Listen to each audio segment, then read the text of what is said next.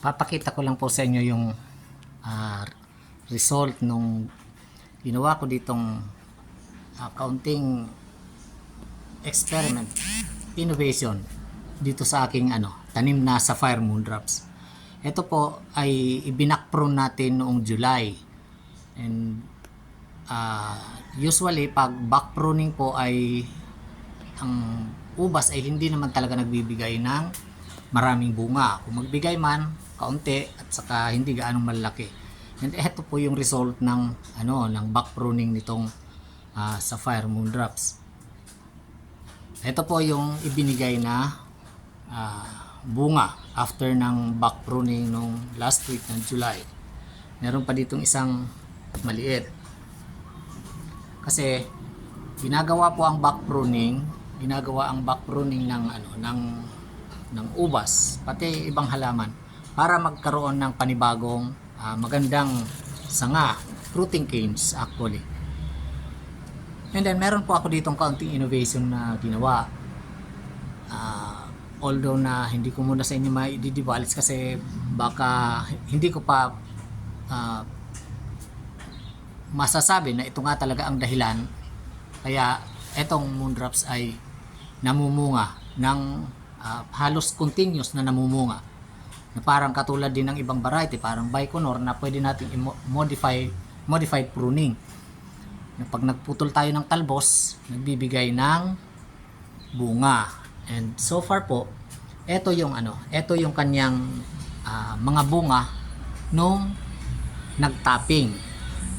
Ito. So makikita niyo iba-ibang stages yung bunga nito. Ito po medyo develop na yung berries niya. Malapit na, medyo nagmamature na.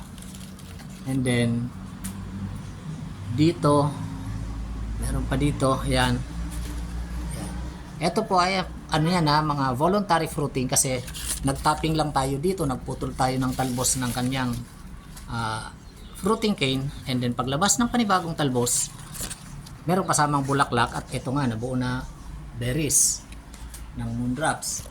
And then meron pa po yan dito na iba katulad ng dito ito yun, yan ka-fruit set lang ito, bago lang itong mag-fruit set. Ito.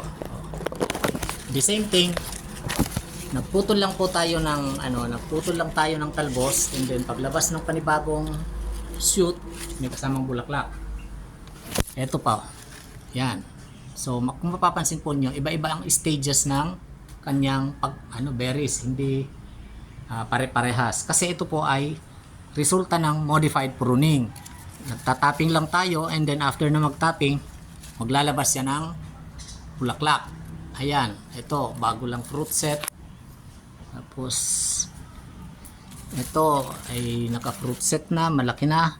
Meron pa ditong ito bago lang ito, siguro mga 1 week after na nag-bloom. Yan po, ayan. Ito din dito yan ang galing. Nag-tapping tayo, then after na nag-tapping naglabas ng bulaklak, and yan nga po, yan ang resulta. So ito po masasabi ko sa inyo na ang katulad ng perception natin, ang moondrops ay hindi namumunga or mahirap pabungahin. Siguro po ang kailangan lang ay mag-mature na mabuti yung kanyang puno, and then mabigyan ng tamang nutrients. Kasi ito po, hindi ko pwedeng sabihin na mahirap pabungahin dahil every time na magputol ng talbos ay naglalabas ng bulaklak. In fact, meron pa po yan mga bulaklak na iba na maliliit, kaya lang tinanggal na kasi kailangang i-sacrifice. Ito nga, meron itong bulaklak na maliit, pero hindi na ito dapat patuloyin, kailangan putulin na ito. Yan, kailangan tanggalin na po yan kasi baka pag nagpabunga tayo ay hindi na magbunga. Ito katulad nito, isa pa ito bulaklak, pero kailangan na po ito tanggalin, sacrifice na po yan. Nagtira lang po tayo ng ibang bulaklak, pinabuo natin just for documentation na ang moondrops ay namumunga na hindi ganoon kahirap pabungahin. Katulad nito po, ito another na flower pero kailangan po putulin na, tanggalin na. Hindi na siya dapat patuloyin. Kasi hindi po makakapag-ipon ng energy ang ating halaman. Ito, tanggal na yan, maliliit na yan. Ito, Baikonur ito.